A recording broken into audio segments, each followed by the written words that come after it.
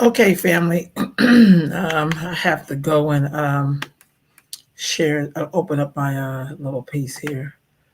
But I want to give you all an update, what I know for so far, and to also give you all some things you can do. Because outrage is it's a good thing, but action after the outrage is even better.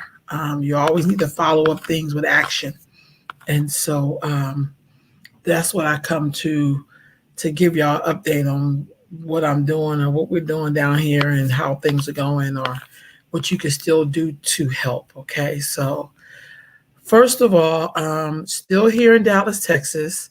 Been down here working with some of the Haitian organizations that are down here. And today they seem like they've placed a lot of families because if you had a family here and had their information, had some ID, and had information about your relatives, then they would place you somewhere. Call and make arrangements. If you tested positive for COVID, the Haitian organization, among some other organizations, will put you in like a quarantine at a hotel, feed you, get you some things ready, and then to go. Then there are Haitians who don't have any of that. And so they are being housed in a lot of the ISIS centers. There's one here in Houston, and they have about 5,000 in there. There's also some in McAllen, Texas, and Donna, Texas, and this is like Omotu, Texas. Also, they have people housed in New York, Florida, and San Antonio, Texas, as well. So that's the update there. So now the next thing we got to do, besides constantly stay in prayer, is that we really do have to now advocate, because what I found is that with a lot of the processing centers, especially the one here in Houston, it is ran by the Mormons. And so I'm always kind of puzzled, which is not necessarily a bad thing or a good thing. It's just a thing to how do we interface with people like that, so we can let them know that we have people who would love to host these Haitian families and women and children.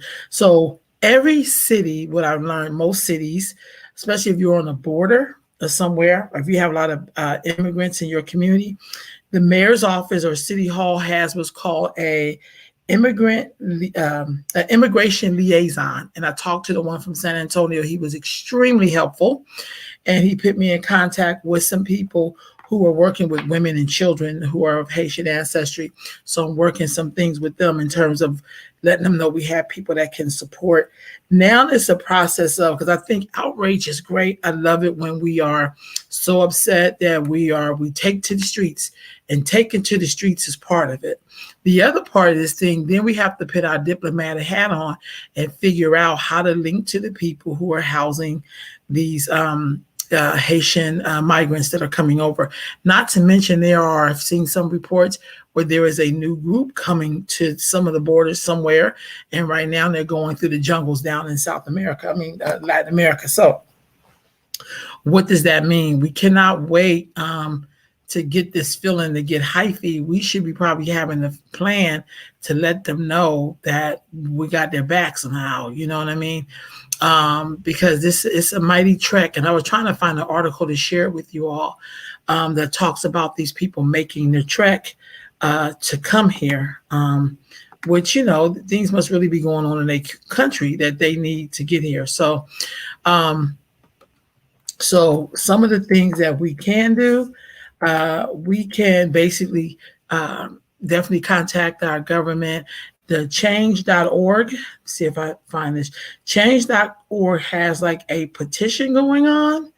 And let me see if I can find that. They have a petition going on. If all you could do is do the petition, do that as well. I'm going to share all this stuff with y'all. I think it is imperative, family, that we do what we can. I'll go to that real quick. I just found it. I feel like there's always something for you to do. There's always something for you to do. And so I'm going to do my best to share information. I'm sorry, it's been a few days. I have to check in with a bunch of people today to let them know where I'm at and what I'm doing or what's going on. Let me see. So, because now we're at the stage of this thing where it has to be like an action. Sorry about that. It has to be like an action that has to happen now. Because now that's what we know. So part of what I began to understand is that I think sometimes I think people are misinformed as much as we are misinformed. So I guess with the election of Joe Biden, some of the people felt, because some people stayed also too down in Chile and different parts while Donald Trump was the president. So they didn't try to make their way here. But when they found out that they had this new Democratic president named Joe Biden, they thought maybe he would be a good person and he would, some black people tend to like him. And so they started to make their way here. So, and in doing that, they didn't know they was going to get the response quite the way they have gotten. So change.org has a petition. Here it is. And I'm going to make this bigger so you can see the petition. Please go and sign this. If you're not into politics, that's fine. I always say that you should always cross all your T's and dot all your I's. So if signing a petition, is one way they doing it, do that way. You know what I mean? But this is the petition that they had, So, this is one thing. You go in here and you fill this out. And what I'll do is I will put this in the link for you to, if you want to use it. This is one thing you can do. If you can't do much of anything, you could always go sign this petition, help the Haitian people. That's one thing you can do. You can also reach out to your mayor's office. The mayor's office a lot of mayor office or city hall has an immigration liaison. And what I found is that usually with the immigration liaison, it's mainly has a lot of things for people who are Spanish speaking. Or the latest immigrant that we don't want to war with, that's new here, like Afghanistan. There's money behind Afghanistan. So that's why they're being cared for. But with the Haitians, they speak French and there's never a lot of things for them. So we're going to have to push it from this side. And so as people ask Black folks for their vote, for their time, trying to scare the shit out of us about who's going to be president, we have to remind them that, you have to do something for us now. And so I don't know about you all, but when I see images that I seen over the last week, I just couldn't in good conscience sit down and do nothing. So of course we came down into Houston. We came with supplies and helping any which way we can. I purposely did not take a lot of pictures and videos of people because I don't want to feel like I'm exploiting them. And some people need to do that, and I get that. I'm not dissing it. I think as I get older, I'm not as comfortable with showing people who are suffering. It don't feel so good to me. I just want to do the work, but I want to also keep you all up to date about what's going on. So you can go to colorofchange.org and sign that.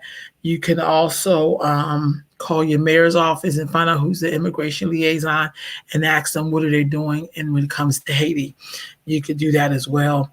And of course, I'm still working on figuring out how are we able to sponsor, because now I'm starting to understand the politics of money as it pertains to people in the downtrodden.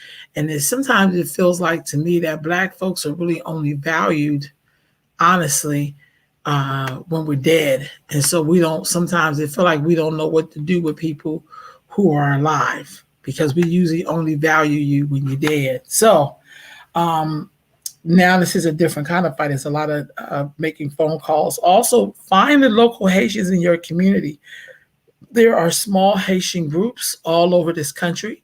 I've connected with some in San Antonio, some in my home city where I live at, in Sacramento, some in the Bay Area, definitely some in New York, some in Florida, probably some in Chicago. They're all over the place. I'm going to try to put together a list that I can share with you all, because I do have lots of contacts.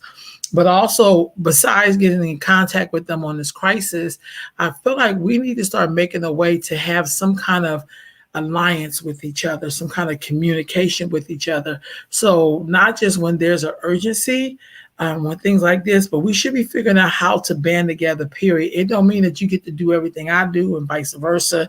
You have to like what I eat and where I go to church and all that kind of stuff. We should not let things like that divide us as a people. We should have some kind of camaraderie.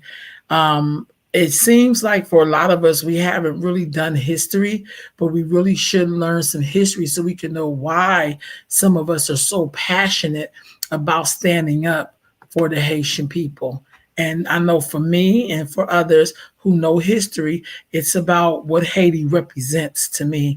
And these are Black people, and they look like me, and I'm Black. So I come from Black people. So I care about what's happening with Black folks the same way I care about Afro-Cubans and Cubans from the Caribbean, and I mean Black people from the Caribbean, Black people from Latin America, Central America, Canada, Africa, you name it, Europe. The way I care about people who are Black in those places, Haitians are like not without care. So I just want to kind of give y'all an update.